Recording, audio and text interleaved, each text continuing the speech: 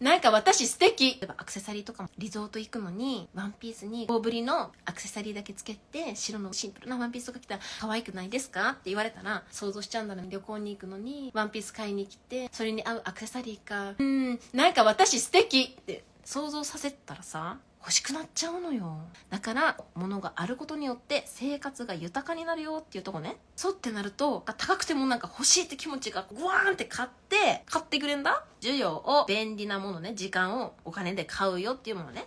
あとはファン化。ここです。ファンになってもらえると、この人の商品絶対買いたいみたいな、全部欲しいみたいになってくれるの。実は私が一番やりたいのはここなんよ。